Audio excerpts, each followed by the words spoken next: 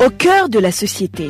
Au cœur de la société est une émission préparée en synergie par les radios Inzamba, Agateka Kawe, Radio RPA, Ijwi Yabanyagihugu, ainsi que la radio-télévision Renaissance. Il n'y a plus d'assassinat politique à signaler dans le pays.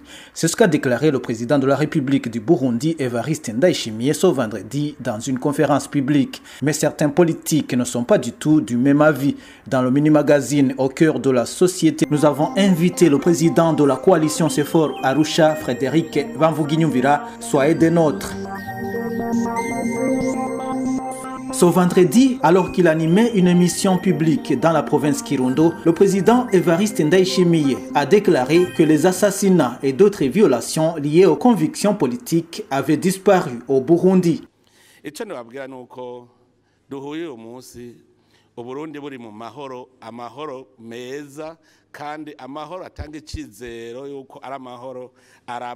que je peux vous dire, nous nous rencontrons aujourd'hui alors que le Burundi se trouve dans la paix. Cette paix durable qui nous donne l'espoir. J'ai analysé des comportements indignes de criminalité qui s'observent dans le pays.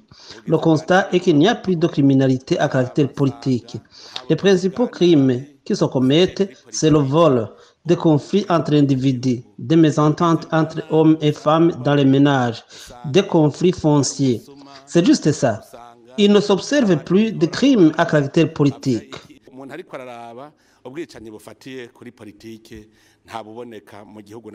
Frédéric Bamvuginyumvira, président de la coalition politique de l'opposition CEFOR Arusha, estime que le président Evariste Ndayishimiye a menti. Frédéric Bamvuginyumvira cite quelques cas. Et nous avons des cas, plusieurs cas d'ailleurs, où quand on lit le rapport de la Ligue TK, on a des précisions. En tout cas, il a été dit par vos médias qu'il y a des personnes qui sont rentrées des camps de réfugiés, notamment ceux qui rentraient du Rwanda, ceux qui rentraient de la Tanzanie, qui ont été portés disparus ou qui ont été arrêtés par les services de l'ordre, accompagnés des Imbonerakure, des responsables du parti, et la personne qui était à Kirundo a été portée disparue, définitivement. Donc, il a été tué. Autrement dit, le président ne peut pas dire allègrement comme ça qu'il n'y a plus de personnes qui sont tuées pour des raisons politiques. Et puis, par ailleurs, il y a quelques mois, il avait déclaré haut et fort qu'il a eu de la peine à détecter un groupe qui tuait les Burundais.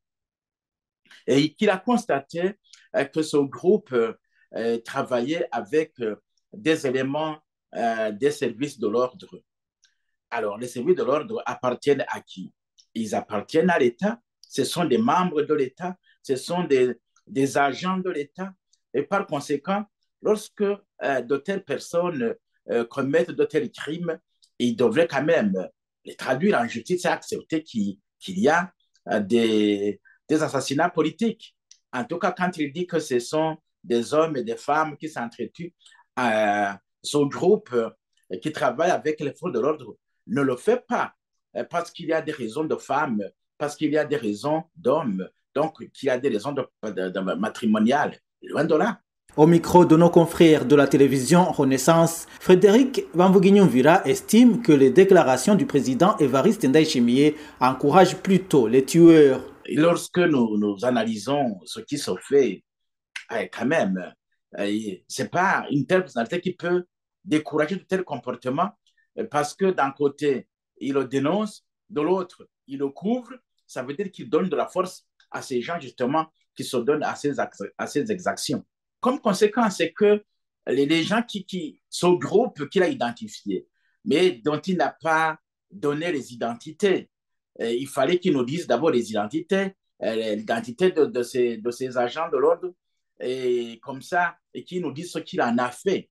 Maintenant, les conséquences, c'est que ces groupes, ils vont continuer à agir comme beau leur semble, parce que quelque part, ils ne craignent rien. Et puis, le président de la République qui les dénonce aujourd'hui, c'est lui qui affirme aussi qu'il n'existe pas. Lorsqu'elle a levé les sanctions à l'égard de certaines hautes autorités du pays à la fin du mois d'octobre, l'Union européenne a demandé au gouvernement du Burundi de traduire ses engagements en actions efficaces et concrètes en ce qui concerne les droits politiques et la libération des prisonniers politiques.